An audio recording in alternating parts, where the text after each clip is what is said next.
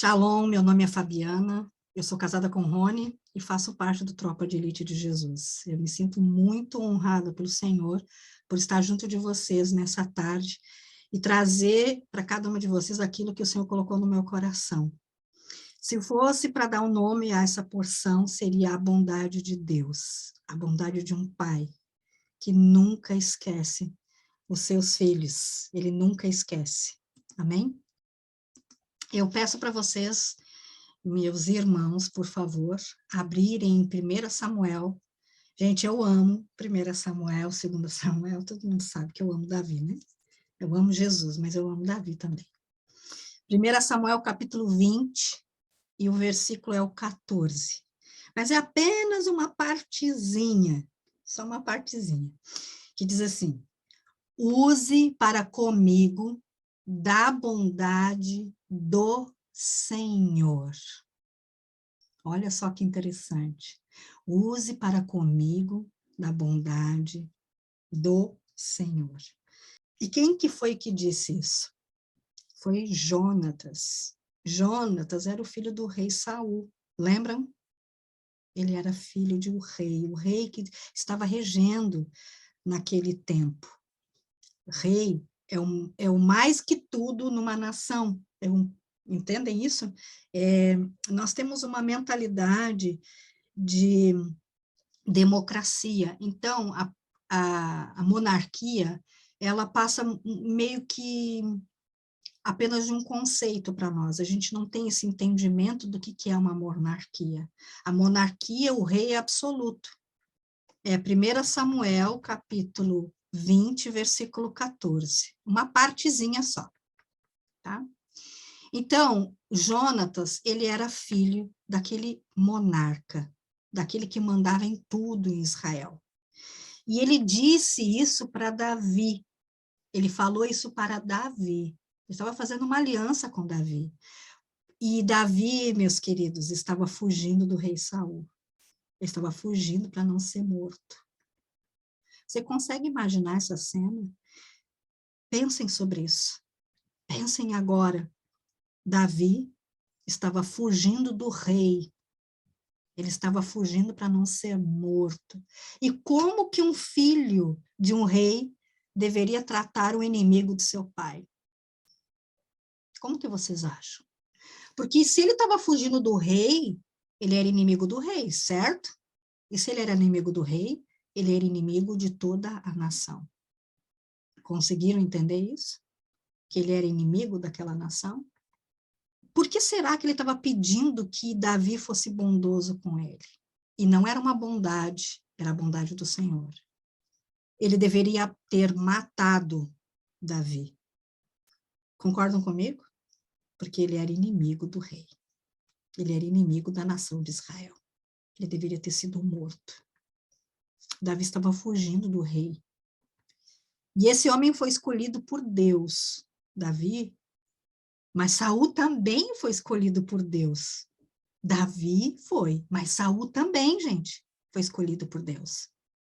Quando o povo pediu um rei, mesmo contrariado, mesmo desgostoso, Samuel dá seguimento a este plano de rejeição do povo. Ai, como assim um plano de rejeição? O que você quer dizer como um plano de rejeição? Então, nós vamos passear um pouquinho por este plano de rejeição para trazer entendimento, para vocês entenderem do que eu estou falando sobre bondade. Deus, o nosso Pai, ele reinava de forma absoluta sobre o seu povo, amém? Vocês conseguem entender isso, né? Ele reinava com um braço forte, o povo dele. E ele conduziu o povo dele da escravidão à liberdade. Ele alimentou o seu povo, ele proveu água no deserto. As roupas dos seus filhos não envelheciam, os seus calçados não ficavam gastos, os seus pés não inchavam, veja só. E eles também não tiveram nenhuma enfermidade, não é? E foram 40 anos. O cuidado de Deus para com seus filhos, os israelitas, era profundo e delicado. Ele cuidava de todos os detalhes, de cada necessidade. E era um povo com homens de várias idades, desde tenra idade até a velhice. E também era um povo que tinha mulheres de todas as idades, de tenra idade até a velhice. E o Senhor Deus cuidava de tudo, absolutamente tudo, provendo uma nuvem durante o dia para que os seus filhos fossem protegidos daquele calor escaldante. É mais de 50 graus no deserto. E ele também proveu uma coluna de fogo durante a noite. Para quê? Para aquecê-los. Não era só para ter luz, era para aquecê-los. Porque a areia, ela não retém o calor. Quando anoitece, o deserto fica bastante frio. Amém? Olha o cuidado. No livro de Deuteronômio, capítulo 1, e o versículo 31 diz o seguinte, que também no deserto, o Senhor, o nosso Deus, carregou os israelitas como um pai carrega o seu filho por todo o caminho. Vocês conseguem entender o que isso significa? Ele sempre quis ser pai. Ele sempre quis. Aqui em Deuteronômio, ele já mostrou que ele era um pai carregando seu filho.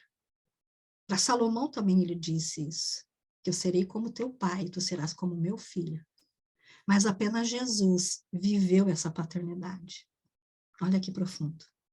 O Salmo 23, versículo 6, diz o seguinte, certamente que a bondade e a misericórdia nos seguirão todos os dias da nossa vida. Aqui Davi fala sobre a bondade de Deus. Davi conhecia a bondade de Deus porque ele experimentou toda a sua vida dessa bondade. Ele realmente tinha conhecimento dessa bondade. E vejamos que a bondade de Deus é acompanhada da misericórdia, viu? Bondade tem que ter a misericórdia.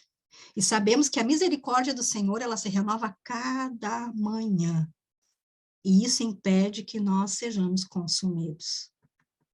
Os israelitas provaram da bondade de Deus que excede a qualquer compreensão, qualquer tipo de compreensão. Eles provaram disso. Desde Adão, Deus tem se mostrado bondoso. Depois de Caim, também ele provou dessa bondade. Depois Noé, ele provou dessa bondade. Depois Abraão, ele provou dessa bondade. Todos eles provaram a bondade de Deus. Todos. Deus conduziu Abraão em cada etapa de sua peregrinação. Inclusive foi bondoso com Abraão quando ele fez a sua esposa Sara mentir, que eram irmãos. Sabe por que ele fez isso? Porque ele não queria ser morto. E não foi apenas uma vez, viu? Foram 2 vezes. Então, a covardia de Abraão não impediu a bondade de Deus operar na sua vida. Inclusive, Isaac agiu dessa mesma maneira. No entanto, a bondade de Deus não falhou em nenhum momento. Nenhum momento. A bondade de Deus, ela nunca falha. José, ele provou da bondade de Deus em todas as adversidades que ele enfrentou. Aí talvez, de repente, você esteja pensando, né, e perguntando assim, mas ele foi vendido pelos irmãos, não foi? Ele foi escravo, depois ele foi preso. E ele foi preso por uma acusação injusta. E onde é que estava a bondade de Deus? Onde? Então, o primeiro pensamento e desejo dos irmãos de José era para que ele fosse morto. Eles queriam matar o seu irmão. E a bondade de Deus usou Rúben para impedir que José fosse morto. E na casa de Potifar, a bondade de Deus fez que José fosse o administrador da casa dele. Vocês já imaginaram um escravo tendo liberdade de caminhar pela casa, pelo pátio, por tudo? Ele tinha liberdade, ele não era acorrentado. Ele era o administrador da casa de Potifar. Na prisão, a bondade de Deus foi tão espetacular que ele fez o quê? José ser administrador também. Olha que tremendo, gente. José, para ser governador de uma nação, governador do Egito, ele precisou passar por um processo muito forte, aprendendo a governar as pequenas coisas, as pequenas situações. Ele precisou aprender a se governar. a governar as suas emoções e os seus sentimentos. Claro que teve que ter cura de caráter ali. Porque José, só um pouquinho, ele era mimado, né, gente? Vamos combinar. Ele era fofoqueiro, né? Vamos falar a verdade. Ele era intrigueiro, gente. O menino que fofocava dos irmãos. Mas ele precisava, meus irmãos, se tornar um excelente administrador. Se tornar um homem sábio. Deus não erra. Aqui também está a bondade de Deus. Como é que Deus vai entregar uma nação para um fofoqueiro? Como é que Deus vai entregar a nação para o intrigueiro? Deus tinha planos para o Egito. Sabe quais eram os planos de Deus para o Egito? Receber o seu povo numa época de fome. E a Felizardo estava orando comigo hoje, e ela falou no Egito, que Deus tem planos para o Egito, gente, e tem. Deus não erra. Escrevam isso nas tábuas do coração de vocês. Deus nunca erra. E isso, meus irmãos, é a bondade do Senhor. A bondade do Senhor usou José para trazer a sua família para o Egito. Olha os planos de Deus aí, gente. Para que eles não morressem de fome. Para não perecerem as 12 tribos escolhidas pelo Senhor. A bondade de Deus usou Moisés para livrar uma nação inteira da escravidão. José foi tomado pela bondade de Deus, que o encheu de coragem, veja só, coragem e força para conquistar a terra prometida, concedendo a Josué estratégias de guerra e de conquista. Isso é bondade. A bondade de Deus foi provada pelos israelitas numa época muito sombria, que a gente vê no livro de Juízes. Ali foi provado, em larga escala, a bondade de Deus. Porque aquele povo daquela época fazia aquilo que melhor achava, aquilo que achava correto. Eles não consultavam a Deus. Eles não consultavam o seu rei, que era Deus. E a bondade de Deus foi exercida integralmente nesse tempo. Toda vez que eles se arrependiam e clamavam ao Senhor, ele enviava um juiz. Ele enviava aquele que poderia livrá-los dos inimigos. O Senhor foi bondoso com Noemi e com Ruth, a moabita. Ruth foi discipulada e orientada por sua sogra, uma mulher amarga. E foi falado isso ontem na sala de oração. Geni disse, ela era amarga, gente. Mas Noemi escutou. Mas Noemi discipulou e Ruth escutou. Essa mulher estava tão amarga porque ela tinha perdido tudo. Vocês conseguem imaginar uma mulher que perde o marido, perde os filhos? Olha a amargura dela. E a bondade de Deus não apenas salvou Ruth, mas também colocou Ruth na genealogia de Cristo, de Jesus. A bondade do Senhor não traz apenas salvação. Preste atenção nisso. A bondade do Senhor não traz apenas salvação, nos livrar da segunda morte, que é a separação total de Deus, mas ela nos dá filhos naturais, ela nos dá filhos espirituais, e essa bondade, ela nos coloca em lugares de honra. Essa bondade nos faz viver o melhor desta terra, e nos coloca entre pessoas sábias. Estar nessa majestade, nessa soberania do Senhor, é viver um excelente juízo. É provar de sua equidade e viver a sua justiça. Quero trazer para vocês uma experiência que meu marido e eu tivemos. Um tempo atrás, nós ficamos uma semana na casa da minha pastora. Minha pastora, ela mora nos Estados Unidos, mas ela tem uma residência na Itapema. Nós estávamos cheios, nosso redor, de pessoas com muita provisão financeira, muito sábios, tão humildes, e meu marido e eu nos sentimos tão honrados pelo Senhor, tão honrados por viver aquela uma semana rodeado de pessoas assim. Muito tremendo isso. Isso aí é viver a bondade de Deus. É viver a bondade de Deus. Aleluia. Mas, no entanto, aquele povo, o amado povo de Deus, ele decidiu que ele queria ter um rei. Veja só, isso aqui é rejeição. Eles queriam ter um rei como as outras nações também tinham. Quem que nunca pensou, mas todo mundo faz, eu vou fazer também. Todo mundo tem, eu também quero ter. Às vezes é rejeitar o Senhor. Cuidado. Em 1 Samuel, capítulo 8, versículo 5, o povo diz, olha só, Samuel, você já está velho, tá? E os teus filhos, eles já estão, né, mostrando que não são filhos que caminham o mesmo caminho do pai. Então, nos constitui um rei, por favor, para que ele nos julgue, esse rei venha nos julgar, porque todas as nações também têm rei, nós queremos ter. Isso aqui foi o que o povo disse. Vocês estão conseguindo entender o que é isso? E esse texto aqui, de 1 Samuel, o coração do povo é exposto, porque às vezes o coração não é exposto, mas aqui foi. Eles queriam rejeitar Deus. Eles não queriam Deus como o rei deles.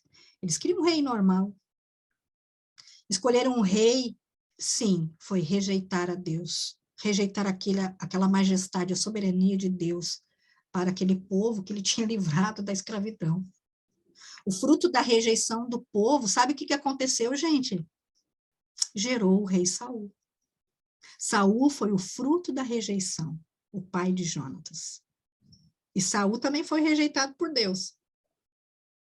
E o que aconteceu? Deus levantou Davi, um homem segundo o seu próprio coração. Porque Deus queria alcançar o povo com a sua bondade. Ele queria alcançar aquele povo com a sua bondade. Saul, ele era individualista, orgulhoso, ele era idólatra, maquiavélico, desobediente, vaidoso. Enfim, o caráter de Saul estava quebrado. Mas isso não é um problema para Deus. Ter o caráter quebrado não é um problema para Deus. Só que Saul, ele não queria consertar o seu caráter. Ele queria ser visto, queria ser notado, queria ser percebido. Ele queria o poder e o reconhecimento para si mesmo. Saul queria tomar o lugar de Deus e certamente não exercia a bondade pelo povo, apenas para si mesmo. Apenas para si mesmo.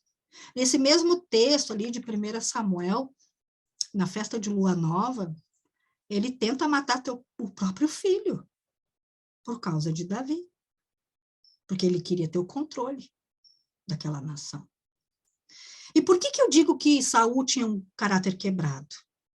Por que eu tenho essa certeza que ele tinha um caráter quebrado?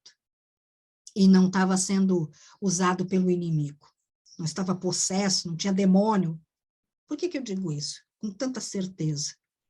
Porque somente após a decisão de Deus de retirar o usurpador do seu reinado, foi que Deus retirou o seu espírito de Saul.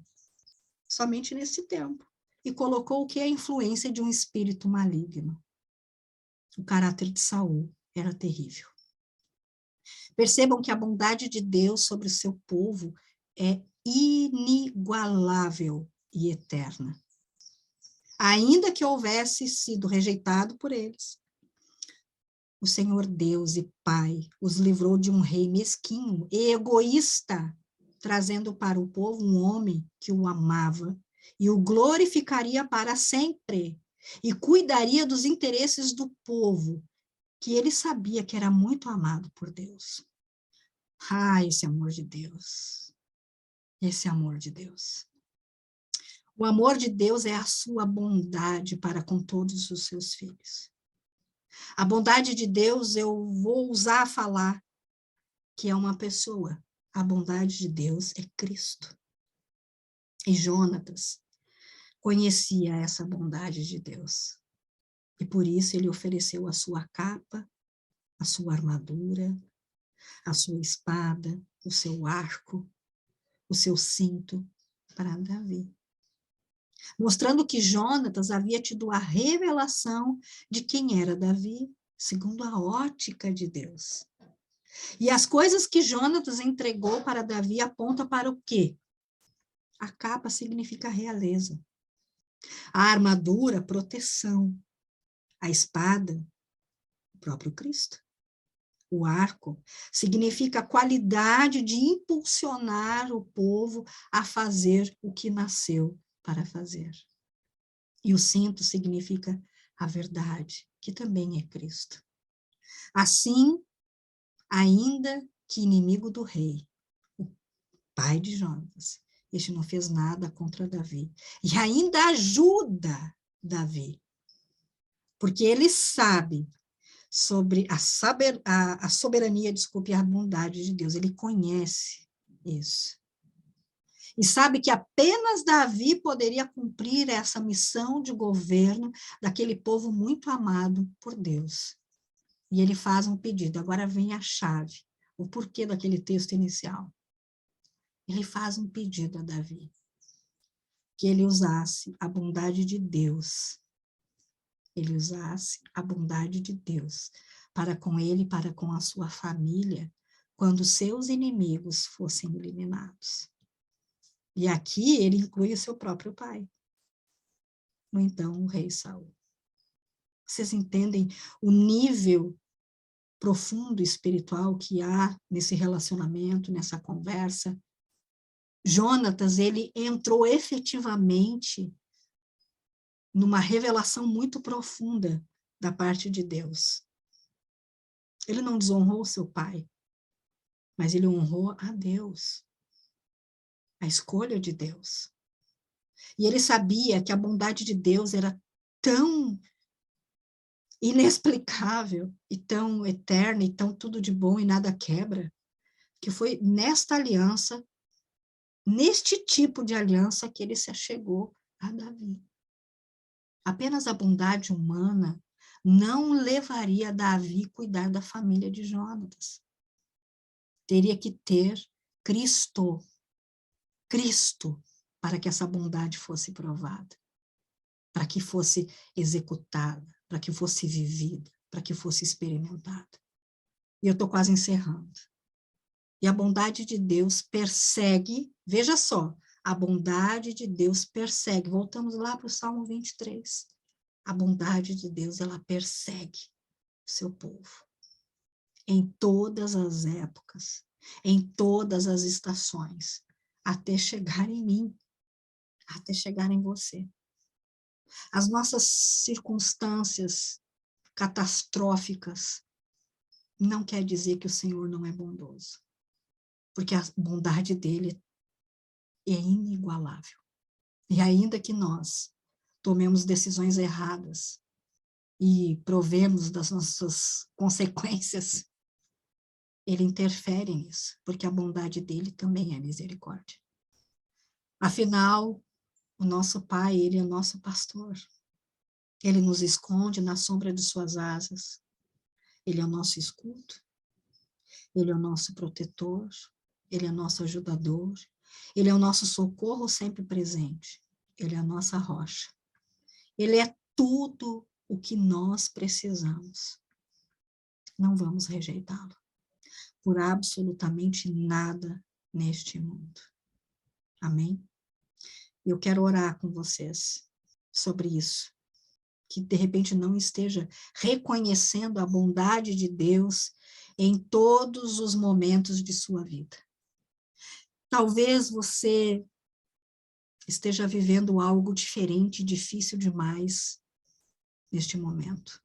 Uma decisão, uma falta, um excesso.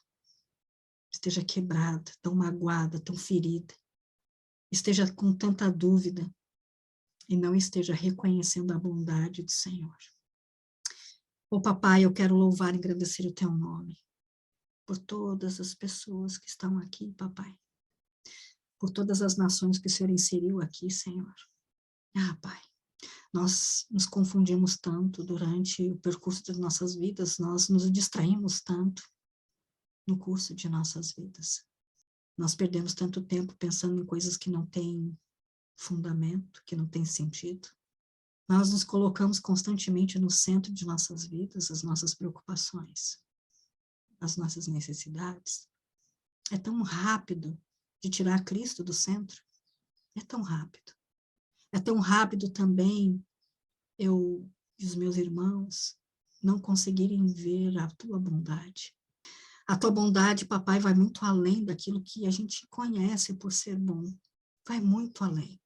Porque a bondade de Deus também é dizer não. Também é dizer espera. Só um pouquinho. Também é dizer já vai acontecer, calma. A bondade de Deus também é dizer assim, não olha para você agora, olha para o seu irmão. A bondade de Deus também diz assim, pare o que você está fazendo agora. E a bondade de Deus também diz, te mexe, faz alguma coisa. E nós, muitas vezes, fracassamos em entender e identificar a bondade de Deus na nossa vida. Mas, oh Pai, obrigada, porque nós somos Deus.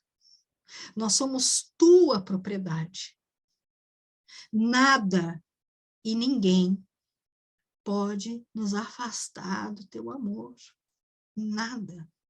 Então, Pai, aumenta, Pai, a nossa identificação sobre a tua bondade. Aumenta, Pai.